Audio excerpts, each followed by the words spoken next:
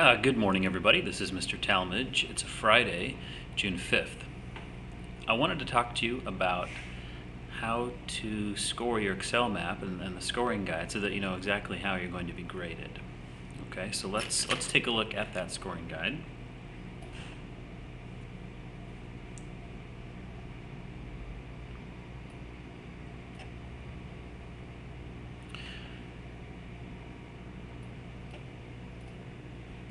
So you can see here that there are 1, 2, 3, 4, 5 criteria, and there are 2 columns, content and style. Okay. Number 1 under content is simply, do you have all 26 letters of the alphabet? That should be easy for everybody to get. Number 2 is, have you placed your letters in an appropriate location on the map? So for example, if you're talking about, like, for example, that C is for the Columbia River, make sure that you put your comment somewhere along the Columbia River.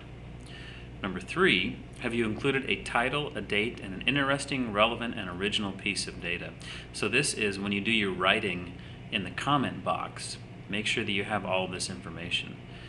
If you can't tell me how what you're writing about is interesting or relevant to Washington State, then maybe you ought to choose something different. Number 4 is, have you brought the data to life with something like a picture or a link or a diagram or a map or something else that allows you to bring that to life. Number 5,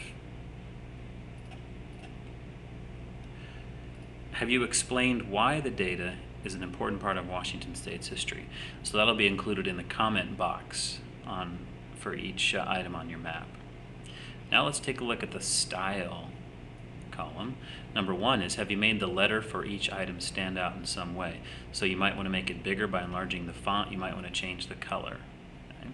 Number 2 is, have you used color, for example, with the pictures that you included, or in the line style around your comment box, or in the background fill color of your comment boxes. Number 3 is, have you organized your comments so that they pop up in an uncluttered way?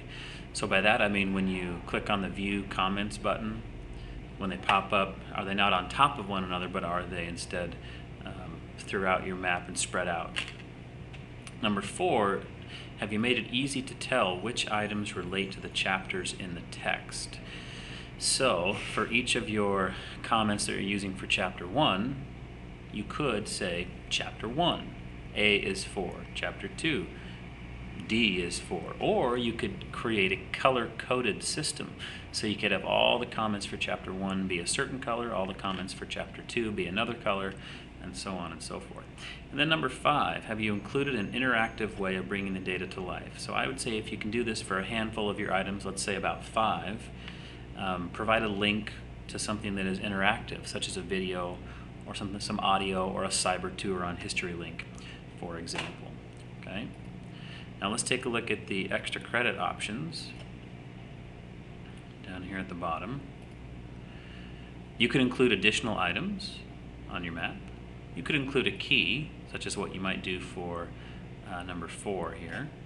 And then you could do something original, something that you have done. Like, for example, a lot of people are painting their background map in Paint before they put it on their Excel map. And I'm thinking I'm going to change this extra credit score to 10. So the total point is 50, but you would have the possibility of getting 60 points out of 50.